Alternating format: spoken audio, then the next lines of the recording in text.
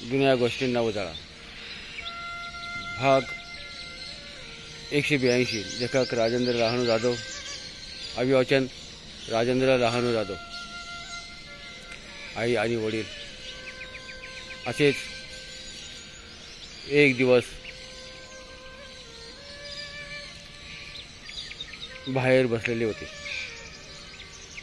माझी ड्युटी करून मी आलेलो होतो आणि मी सहज त्यांच्याजवळ बसलो होतो। त्यावेळेस बोलता बोलता आमची आई मला म्हणू लागली, अरे तुझा एवढा मोठा प्रपंच पण एवढा कसं भागवणार? कॉलेज, पोरांची शाळा, शिक्षण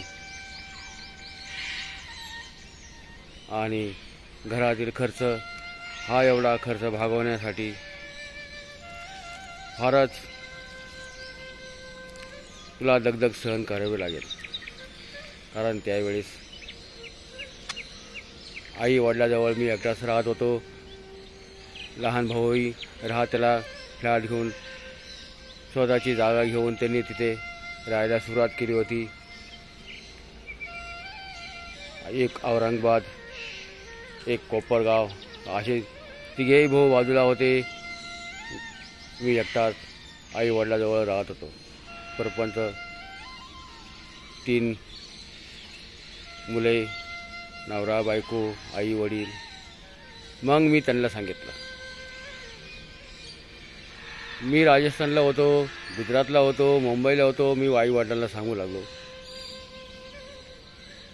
एवढ्या दिवस आणि इतक्या लांब मी कामासाठी गेलो। तिथली ओळख,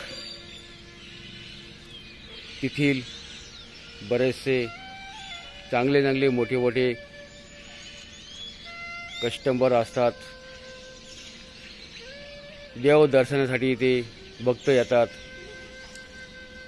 आणि मी ज्या हॉटेलमध्ये कामाला आहे त्यांनी जर मला पाहिलं, ओळखलं, तर ते फूल ना फुलाची पाकळी म्हणून काहीतरी मला बक्षीस देऊन जातात। तसे हातावर पैसे न देता त्यांची असलेली गाडी, त्या गाडीमध्ये आलेली त्यांची स्वतःची गाडी असते, ती गाडी धुवून मग ती मला 100-200 रुपये हातावर देतात। अशी बरीचशी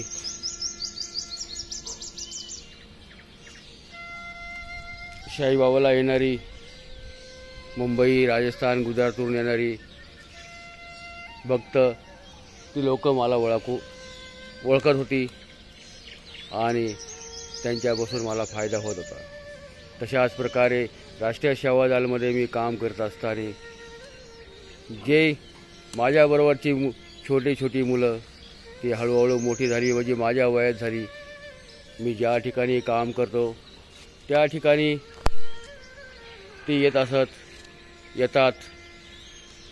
कोणी इंजिनियर, कोणी वकील, कोणी डॉक्टर, कोणी बिझनेसमॅन, फार मोठे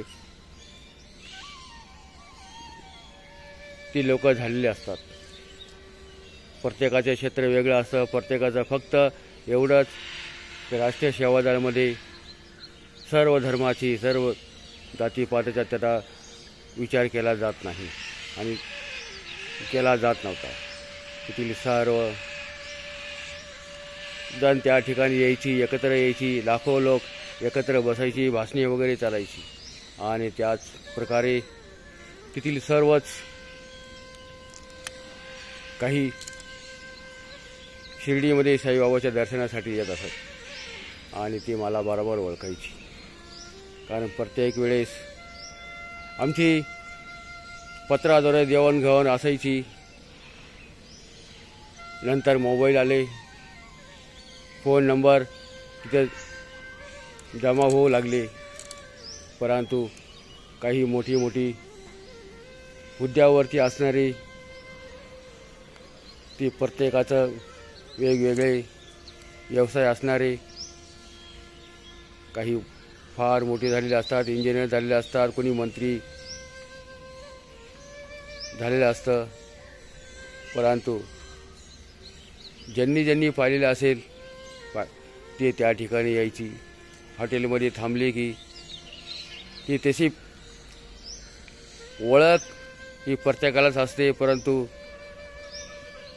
कसं बोलावं ही समजत नव्हते. राम राम श्याम श्याम झाल्यानंतर गाडी धुण्यास मला सांगितलं. गाडी धुतली. गाडी धुण्याचा पैसा हा कष्टाचा पैसा मला मिळायचा. मी आईवडिलांना सांगत होतो आणि तोच पैसा मला 400-500 कधी 1000 रुपये रोज मला तो मिळत होता. पगारापेक्षा ही वरची मिळकत मला जास्त मिळकत मिळत होती. ही सत्यकथा, जुनी आठवणी, हे खरोखरच्या आठवणी.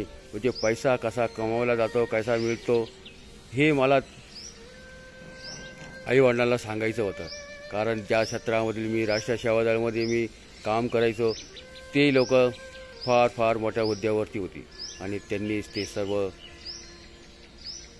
मला माझा परपंचाला हातभार लावला होता. पैसा मिळतो, पैसा मिळवण्याचं साधन पाहिजे. पैसा हा देतो, देणाराही तोच असतो आणि शिकवणाराही तोच असतो. त्याचप्रमाणे मी राष्ट्रीय सेवा दलामध्ये काम करत असताना ती ओळखीचे प्रत्येकजण यायचे आणि ते पैसे देऊन जायचे. ते कोणत्या रूपाने पैसे द्यायचे आता हेच ते आईवडिलांना मी सांगत होतो. कारण मदत ही केली जाते. मदत कशा रूपात केली जाते हेही सर्वांना कळतं. आणि राष्ट्रीय सेवा दलामध्ये सामाजिक कार्यकर्त्याचं काम करत असल्यामुळे हे सर्वांनाही ते ठाऊक होतं. ते फक्त ती लोक त्या ठिकाणी यायची. मोठी मोठी वकील असायची, डॉक्टर असायची, पोलीस असायचे, PSI असायचे. हे पूर्ण महाराष्ट्रभर हे राष्ट्रीय सेवा दलाचं बीज रोवलेलं होतं.